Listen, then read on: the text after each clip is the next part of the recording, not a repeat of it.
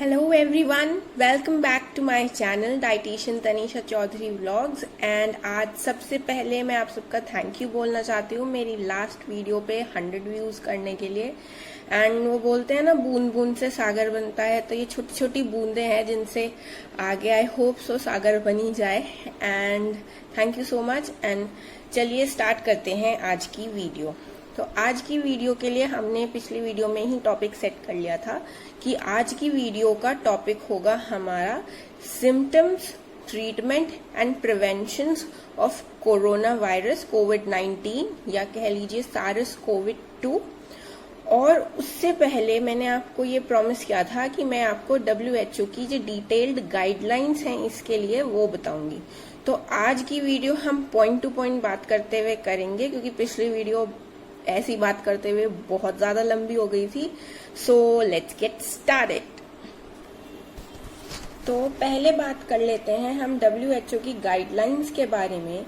WHO has published a scientific brief document on 29th March 2020 entitled Modes of Transmission of Virus Causing COVID-19 Implementations for Infection Prevention and Control IPC Precautions and Recommendations, and this includes new scientific evidences of spread of SARS-CoV-2, the virus causing COVID-19।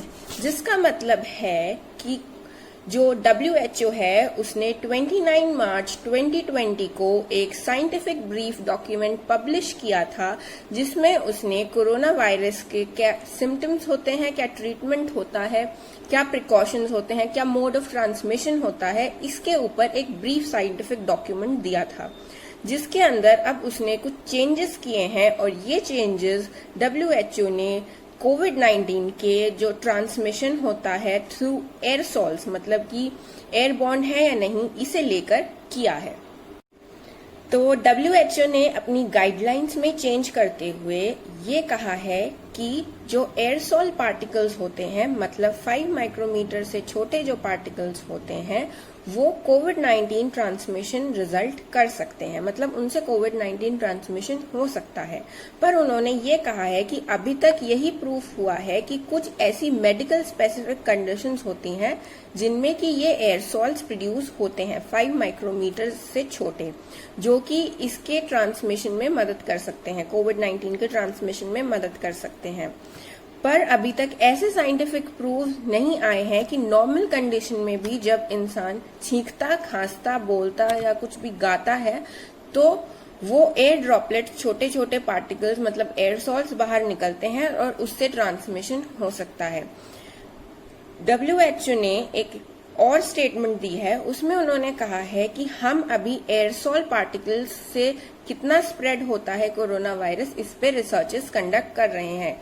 हम ये properly नहीं कह सकते कि हाँ एयरसॉल एक way of transmission है इसका प्रॉपरली, क्योंकि अभी तक ऐसे ठोस सबूत हमारे पास नहीं आए हैं। तो अभी भी हम इस पे रिसर्चेस कर रहे हैं और इस पे रिसर्चेस चलती ही रहेंगी जब तक कोई भी ऐसा ठोस रीजन नहीं आ जाता। उन्होंने ये कहा है कि जो WHO ने ये कहा है कि जो मोड ऑफ ट्रांसमिशन थ्रू एयरसॉल है, अगर वो विदाउट ऐसे मेडिकल प्रोसीजर के हो रहा है जिसमें एयरसॉल पार्टिकल्स प्रोड्यूस हो रहे हैं, तो उसके अलावा दो तरीके से जो हमारा कोरोना वायरस है वो स्प्रेड हो सकता है। उन्होंने कहा पहला तरीका होता है इवेपोरेशन, मतलब कि जो एयरसॉल पार्टिकल्स हैं वो इवेपोरेशन से जनरेट हो रहे हैं, जिसका मतलब है कि जब किसी ऐसे व्यक्ति ने छींका, खांसा या बोला जिसे कोरोना वायरस था, तो वो बड़े बड़े ड्रॉपलेट्स नीचे जाकर जम गए और मतलब एक पर्टिकुलर सरफेस पे जाकर बैठ गए, और वहां से जब वो इवेपोरेट हुए तो थ्रू इवेपोरेशन जो छोटे छोटे पार्टिकल्स बनेंगे, एयरसॉल पार्टिकल्स बनेंगे, उनसे इन्फेक्शन हो सकता है।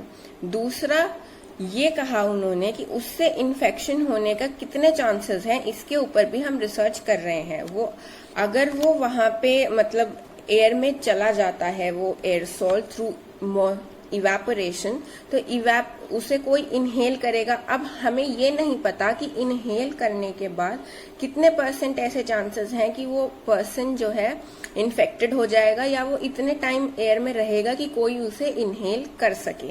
अभी हमें ये नहीं पता कि उससे कितने अमाउंट ऑफ वायरस किसी पर्सन के अंदर जा सकता है।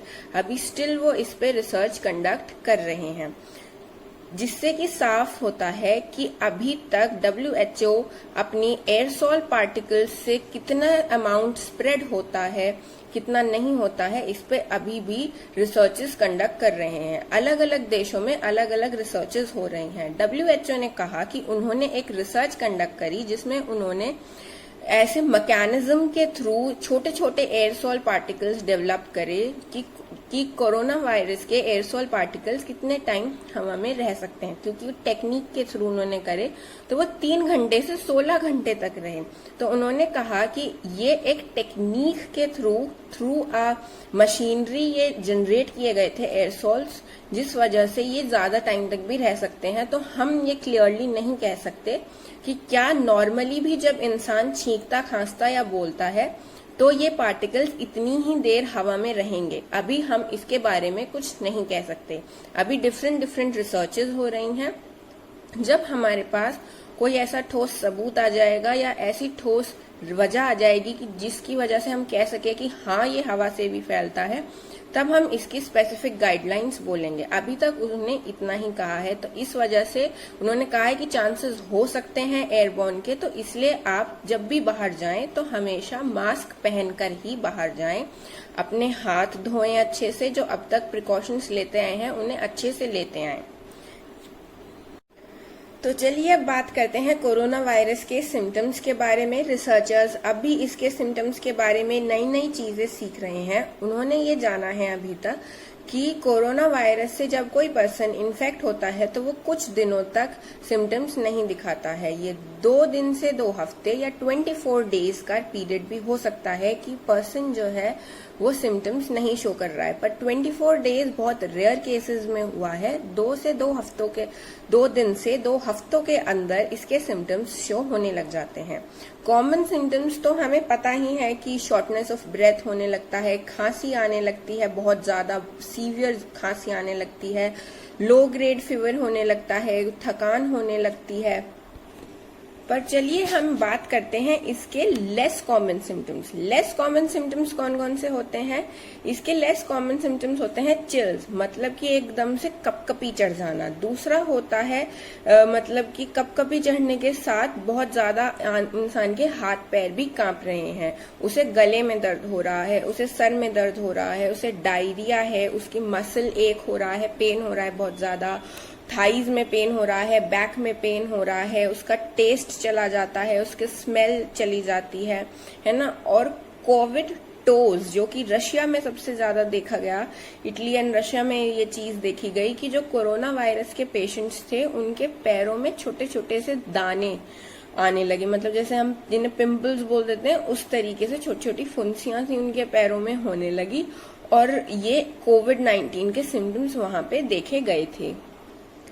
कई बारी कोविड-19 के जो सिम्टम्स होते हैं वो इतने ज्यादा वर्स हो जाते हैं कि इंसान को बहुत ही ज्यादा सांस लेने में दिक्कत होने लग जाती है। उनका फेस और लिप ब्लू होने लग जाते हैं क्योंकि ऑक्सीजन की बॉडी के अंदर बहुत ज्यादा कमी होने लगती है। चेस्ट पे बहुत ज्यादा प्रेशर लगता है, ऐसा लगता है कि चेस्ट पे पता नहीं कितना ज्यादा प्रेशर डाला जा रहा है। उन्हें बहुत ज्यादा कंफ्यूजन होने लगता है, वो कॉमन सी चीजों में भी मतलब आंसर नहीं दे पाते हैं, कंसंट्रेट नहीं होता है उनका, वो बहुत ही ज्यादा कंफ्यूज रहते हैं हर चीज में, मतलब बहुत चिड़चिड़े से, और जिसे बोलते हैं ना बिचले से ऐसे बिचले से हो जाते हैं, कंफ्यूजन रहता है उन्हें, और उन्हें बहुत ज्यादा चक्कर आते हैं, एक्सेसिव ऑफ ड्राउजीनेस होता है। पर ICMR ने ये बोला है कि इंडिया में 80% टोटल केसेस में से 80% केस ऐसे हैं जो एसिम्टोमेटिक हैं। एसिम्टोमेटिक का मतलब है कि वो कोई सिम्टम शो नहीं कर रहे हैं, और इस चीज के बारे में हम पहले वाली वीडियो में बात कर चुके हैं, तो वीडियो को लंबा नहीं खींचते हैं। तो अब बात करते हैं इसके प्रिवेंशंस के बारे में। प्रिवेंशंस इसके हम सबको पता है, हमें हाथ धोने चाहिए, और अगर साबुन और पानी से अगर वो नहीं है तो हमें alcohol based hand sanitiser use करना चाहिए। जब भी हम छींकते या खांसते हैं तो हमें हाथ को ऐसे ना रख के ऐसे करके छींकना चाहिए। यहाँ पे ये एक हाइजीनिक तरीका होता है छींकने का, क्योंकि यहाँ पे किसी का भी हाथ नहीं लगता, तो बेसिकली यहाँ से स्प्रेड नहीं होता है। एक सेफ डिस्टेंस हमें मेंटेन करके रखना चाहिए। बेसिकली जो इंडियन गवर्नमेंट ने बोला है 2 से 3 फीट, पर मैं सजेस्ट करूंगी एटलीस्ट 6 फीट का तो डिस्टेंस रखना ही चाहिए लोगों को आपस में, क्योंकि 6 फीट तक ट्रैवल कर सकता है अगर किसी ने मास्क ना लगाया हो। तो मास्क सबको लगाना है, बाहर से आके हाथ पैर धोने हैं, नहाना है, कपड़े धोने के लिए डाल देने हैं। जितने भी तुम्हारा पर्शिएबल सामान होता है जैसे कि सब्जियां या दूध के पैकेट जो होते हैं उन्हें अच्छे से धोना है। सब्जियों को पानी से नॉर्मली ऐसे ही धो देना है, और जो दूध के पैकेट होते हैं इन्हें अच्छे से सर्फ के पानी में धो देना है। और जो हमारे ऐसी फूड आइटम्स हैं मतलब जिनका हमें जरूरत नहीं है, जैसे मसालों के पैकेट, दाल के पैकेट या किसी भी चीज का पैकेट, उसको आप एटलीस्ट 2 दिन के लिए लाके अलग किसी ऐसे प्लेस पे रख दो जहां लोगों ज्यादा उसे छुए ना कोई, और उसे अलग रखा रहने दो, है ना। और जो लोकल अथॉरिटीज तुम्हें एडवाइस दे रही हैं लॉकडाउन के लिए, जो भी एडवाइजरी है उसे फॉलो करना चाहिए। घर पे रहो, सुरक्षित रहो, जो वो बोल रही हैं इसे फॉलो करना चाहिए। और कोई भी अननेसेसरी विजिट, ऐसी विजिट जो कि जरूरी ना हो हॉस्पिटल के लिए, उसे अवॉइड ही करना चाहिए, क्योंकि हेल्थ वर्किंग स्टाफ जो है उस पर ऑलरेडी बहुत ज्यादा लोड है। अगर आप अननेसेसरीली दोबारा हॉस्पिटल जाएंगे तो उनके ऊपर भी लोड पड़ेगा, प्लस आपको इन्फेक्टेड होने के बहुत ज्यादा चांसेस रहेंगे। और अपडेटेड रहना चाहिए कोरोना वायरस के बारे में। न्यूज तो देखते ही हैं, पर बेसिकली मैं सजेस्ट करूंगी कि आप आर्टिकल्स पढ़ें जो WHO या कोई ऐसी ट्रस्टेड ऑर्गेनाइजेशन के थ्रू आ रहे हों, जो गवर्नमेंट एजेंसीज के थ्रू आ रहे हों, क्योंकि न्यूज में तो कुछ ज्यादा ही बड़ा चढ़ा के दिखाते हैं, तो पॉजिटिव चीजें न्यूज में थोड़ी अवॉइड हो जाती हैं। तो पॉजिटिव चीजें भी उन आर्टिकल्स में होती हैं और नेगेटिव चीजें सब होती हैं, पूरे रियल सिचुएशन सामने आती है। तो और एंड में सब यही बोलना चाहूंगी कि अपनी गवर्नमेंट के स्ट्रिक्टली रूल्स को फॉलो करो, क्योंकि रूल्स स्ट्रिक्टली फॉलो करने का मतलब ये है कि आप अपने सुरक्षित रहोगे घर में रहो। जितना बाहर जाना अवॉइड हो सके उतना ज्यादा अवॉइड करो। आज की वीडियो में बस इतना ही। इसमें मैंने ट्रीटमेंट नहीं बताया है। ट्रीटमेंट में अगली वीडियो जो नेक्स्ट वेडनेसडे को डालूंगी उसमें बताऊंगी, क्योंकि ये वीडियो ऑलरेडी काफी लंबी हो चुकी है। एंड ट्रीटमेंट आपको इसका अगली वीडियो में पता चलेगा। मैं हर जो पॉसिबल ट्रीटमेंट है इसका उसके ऊपर बात करूंगी कि नई वैक्सीन बन रही हैं। रशिया ने ट्रायल पूरा कर लिया है और अमेरिका ने भी आज पूरा कर लिया है, मतलब ह्यूमन ट्रायल। कुछ गुड न्यूज है, डोनाल्ड ट्रंप ने ये ट्वीट किया है कि good news related to the vaccine. अभी प्रॉपरली नहीं पता क्या सिचुएशन है। इंडिया में भी एनिमल ट्रायल्स कुछ वैक्सीन के पूरे हो चुके हैं, उनके ह्यूमन ट्रायल्स होने हैं।